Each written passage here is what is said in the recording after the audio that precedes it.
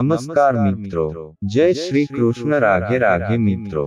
ભૂલથી પણ તુલસીને ઘરનું આવું પાણી ન ચઢાવો, આખું ઘર થઈ જશે ગરીબ. ઘરમાં ગરીબી રહે છે. સાથે સાથે આપણે જાણીશું કે કયા દિવસે ભૂલથી પણ મહિલાઓએ તુલસી માને પાણી ન ચઢાવવું જોઈએ, નહીંતર ગંભીર દુર્ઘટના સર્જાય છે. માતા તુલસીની સાથે માતા લક્ષ્મી પણ ક્રોધિત થાય છે. તો સંપૂર્ણ માહિતી માટે વિડિયો અંત સુધી જુઓ. શાસ્ત્રો અનુસાર જ્યાં તુલસીનો છોડ હોય છે ત્યાં અસમાં મહાલક્ષ્મી સ્થાયી રૂપે નિવાસ કરે છે. તમને જણાવી દઈએ કે જો કોઈ વ્યક્તિ તુલસીની યોગ્ય રીતે પૂજા કરે છે અને તેનું ધ્યાન રાખે છે તો મહાલક્ષ્મી હંમેશા તેના ઘરમાં પોતાનું સ્થાન બનાવે છે. પરંતુ તમારે આવી સ્થિતિમાં તુલસીના કેટલાક વાસ્તુ નિયમોને ધ્યાનમાં રાખવાની જરૂર છે. ચાલો જાણીએ વાસ્તુના નિયમો વિશે. 1. નિયમિત રીતે તુલસીના દર્શન કરવાથી અને હાથ જોડી રાખવાથી વ્યક્તિના તમામ પાપ નાશ પામે છે. આવી સ્થિતિમાં તેની અંદર એક નવી ઉર્જાનો સંચાર થાય છે જે તેને દરેક કામોમાં સફળ બનાવે છે. 2. શાસ્ત્રો અનુસાર જો તુલસી માતા કોઈ પણ વ્યક્તિ પર કૃપા કરે છે તો તે તેને રંગમાંથી રાજા બનાવી દે છે. એટલા માટે જે વ્યક્તિ સાચા મનથી દેવી લક્ષ્મીની પૂજા કરે છે તેને તેનું ફળ ચોક્કસ મળે છે. 3. દરરોજ તુલસીના છોડની પૂજા કરવાથી અને સાંજે દીવો પ્રગટાવવાથી વ્યક્તિની બધી મનોકામનાઓ પૂર્ણ થાય છે. 4. જો તમારો વ્યવસાય ખરાબ રીતે ચાલી રહ્યો છે અથવા સંપૂર્ણપણે બંધ થઈ ગયો છે તો ચિંતા કરશો નહીં.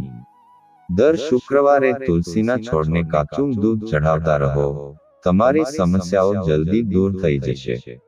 તુલસી માતા પોતાના ભક્તોને ક્યારેય નિરાશ કરતા નથી. 5. જ્યાં નિયમિત રીતે તુલસીનો દીવો પ્રગટાવવામાં આવે છે તો ભૂલથી પણ તે ઘરમાં ભૂતપ્રેતની આત્મા ભટકતી નથી, પરંતુ જે જગ્યાએ તુલસીનો છોડ લગાવવામાં આવે છે તેથી તે ઘરથી નકારાત્મક ઉર્જા દૂર રહે છે. 6. જો તમારા ઘરમાં પૈસાની અછત છે અને ઘરની જમા મૂડી ધીમે ધીમે ઓછી થઈ રહી છે તો આવી સ્થિતિમાં તમે તરત જ ઘરમાં તુલસીનો છોડ લાવીને તેની નિયમિત પૂજા કરો અને પછી જુઓ ચમત્કાર. 7. 100 ગણું પરિણામ મેળવવા માટે ભગવાન વિષ્ણુની પૂજામાં તુલસીના પાનનું ઘણું મહત્વ છે.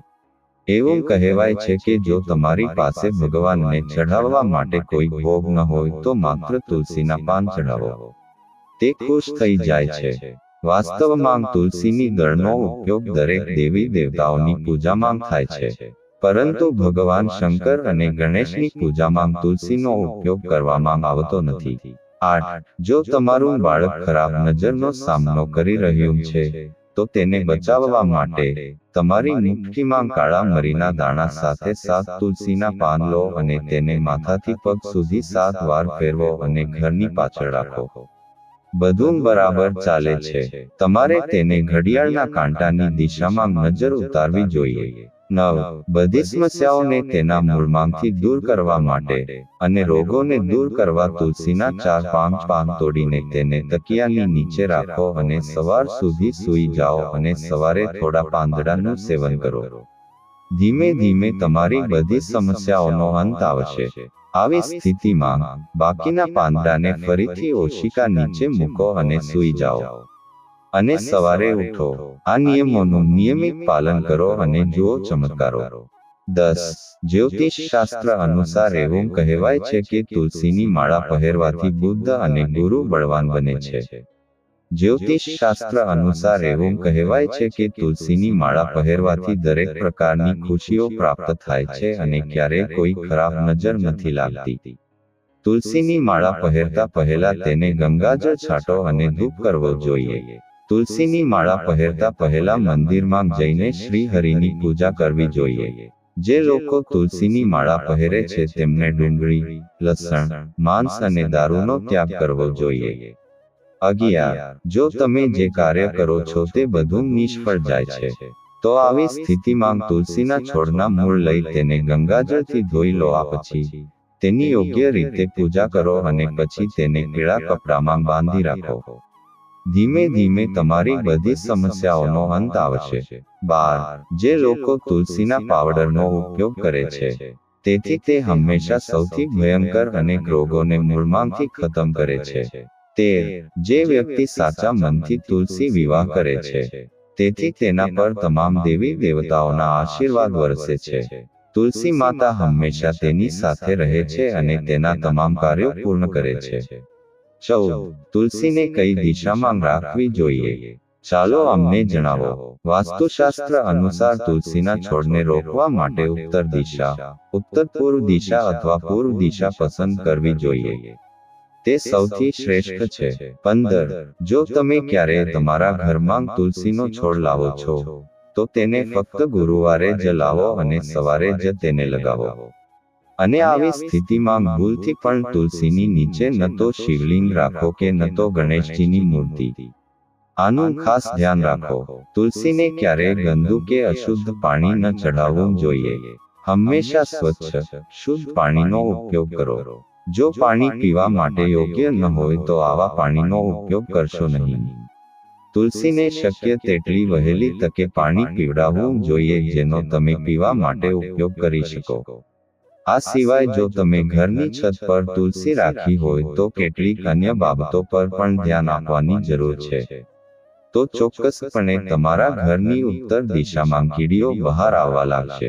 ઘરની ઉત્તર દિશામાં ક્યાંક તિરાડો દેખાવા લાગશે. જે લોકોના ઘરમાં તુલસીનો છોડ નથી, કબૂતરો ત્યાં પોતાનો માળો બનાવે છે. આ અશુભ સંકેતો માનવામાં આવે છે. નોંધનીય બાબત એ છે કે શ્યામાં તુલસી હંમેશા દક્ષિણ પશ્ચિમ અને દક્ષિણ દિશામાં રાખવામાં આવે છે. શ્યામ તુલસીના પાંદડા એકદમ લીલા અને મોટા હોય છે. તુલસાજી પણ આવું કહે છે. તુલસાજીને દક્ષિણ દિશામાં રાખવાથી વાસ્તુ દોષ દૂર થાય છે. મિત્રો, ઘરની છત પર તુલસી રાખવી શુભ માનવામાં આવતી નથી. જો તમારી પાસે તુલસાજી છે, જો તમારી પાસે તુલસીજીને ટેરેસ પર રાખવા સિવાય બીજી કોઈ જગ્યા નથી, તો ખાસ ઉપાય કરો. તુલસીને ક્યારેય એકલી ન રાખો. હંમેશા કેળાના છોડ સાથે રાખો. બંને છોડને બરાબર એક સાથે રાખો અને તેને મોલીથી બાંધી દો. આના કારણે તમને વાસ્તુ દોષથી નુકસાન નહીં થાય. મોટાભાગની મહિલાઓ એ પ્રશ્ન પૂછવા માંગે છે કે શું માસિક ધર્મ દરમિયાન તુલસીની પૂજા કરી શકાય છે? માસિક ધર્મ દરમિયાન સ્ત્રીઓ તુલસીને પાણી ચઢાવી શકે કે નહીં? તો ચાલો આ વિશે પણ જાણીએ. મિત્રો, માસિક ધર્મ દરમિયાન સ્ત્રીઓ અશુદ્ધ હોય છે. અને તેથી જ કેટલીક એવી વસ્તુઓ છે જે માસિક ધર્મ દરમિયાન ન કરવી જોઈએ. જેમ કે અથાણાને અડવું ન જોઈએ. તે બગડી જાય છે. મંદિરમાં ન જવું જોઈએ. કોઈએ ચાર સસ્તા પર ન જવું જોઈએ. કારણ કે આનાથી ખરાબ નજર પડી શકે છે. એ જ રીતે, આવા છોડને પાણી આપવું જોઈએ નહીં. આના કારણે છોડ સુકાઈ જાય છે અને કોઈ ધાર્મિક પ્રવૃત્તિ ન કરવી જોઈએ. એટલા માટે તમારે માસિક ધર્મ દરમિયાન તુલસીને પાણી ન ચઢાવવું જોઈએ. વ્યક્તિએ તુલસી વ્રત ન રાખવું જોઈએ અને તુલસીની નજીક પણ ન જવું જોઈએ. અન્યથા તુલસીનો છોડ સુકાઈ શકે છે. તુલસી અશુદ્ધ બને છે. તુલસીની પવિત્રતાનું ખાસ ધ્યાન રાખવું જોઈએ. માસિક ધર્મ દરમિયાન કોઈ પણ ધાર્મિક કાર્ય ચોથા દિવસે સ્નાન કર્યા પછી જ કરવું જોઈએ. મિત્રો, જો તમને વિડીયોમાં આપેલી માહિતી પસંદ આવી હોય તો વિડીયોને લાઈક કરવાનું અને ચેનલને સબસ્ક્રાઇબ કરવાનું ભૂલશો નહીં.